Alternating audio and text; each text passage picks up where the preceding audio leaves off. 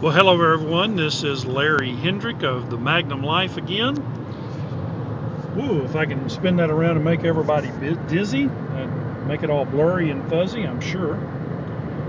Well, welcome back to vid number 3 on my 2007 Dodge Magnum review. I am hanging all this week in the Texas Panhandle. When I say that, I will end up Thursday in Hobbs, New Mexico of this week, which is not officially the Texas Panhandle. It's about 3 miles across the Texas New Mexico state line, so it's almost Texas.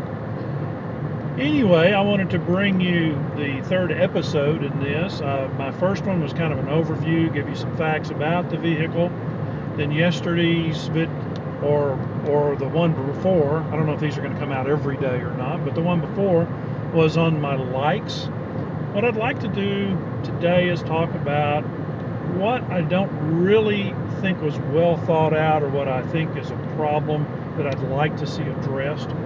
Some of these are, and these are just mine. Remember, I've been in this vehicle for 2+ years and spent a lot of time in it, 115,000 miles on it, plus. So from that, let me give you a couple of things just to give you a flavor for what I don't like. The first thing I don't like is the location and operation of the tilt telescoping wheel lock. Whoa, that's a mouthful. And I think that's the problem. Not only is it a mouthful, but it's one locking lever in an odd position that controls several things that could effectively get you in trouble if you're not careful when you pull that lever. The lock is located under the center of the steering column, all the way up by the dash. And so if you're like me and my height, you've got the seat pushed all the way back, you have to bend over and reach around and down all the way underneath the steering column all the way up to the under the dash. There we go. Gosh, it's really odd where it is.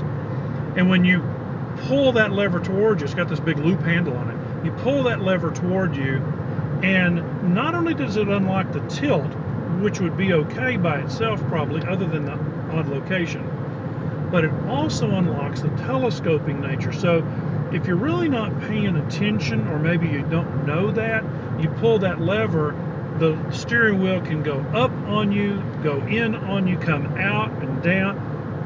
Depending on which pressure, where you've got a hold of the wheel, it can go a lot of different directions, which could startle somebody. I know the first time it happened to me, I almost jerked the car off the road, trying to figure out what in the world was going on.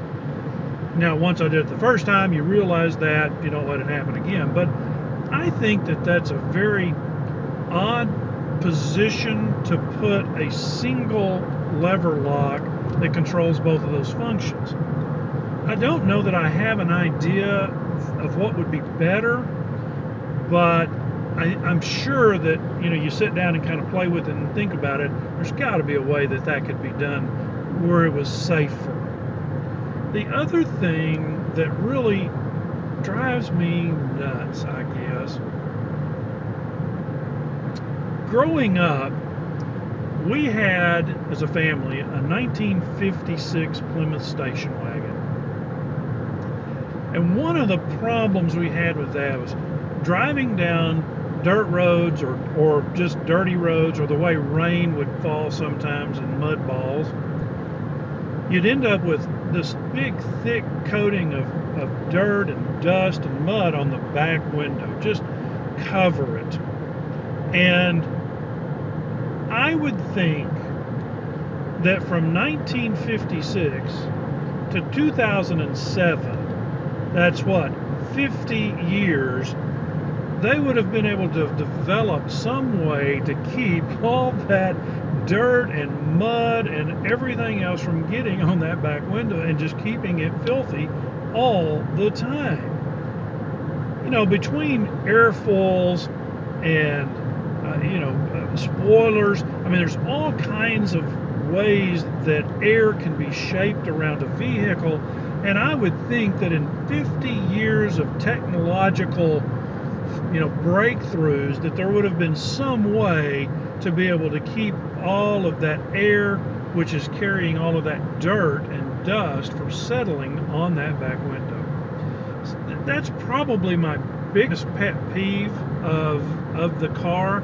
Now, there is a rear windshield washer wiper that works very good. Although it clears a very small spot, it does allow you to be able to see out of the car. So I mean, that is a partial solution to that. But you do have to use a windshield squeegee or glass cleaner or something on it regularly to keep that cleaned off. So that would probably be the two things that I find the most disconcerting, or things that I think they should have improved on rather than put them out the way they did. That's it. This is Larry from the Magnum Life, and I'll see you next time to wrap all of this up and give you vid number 4 on all of this. So from there, it's back on the road. Oh, it looks like some road work. It's time for me to get off of this anyway, because when there's road work 1 lane ahead, that means I need to pay attention. See you later.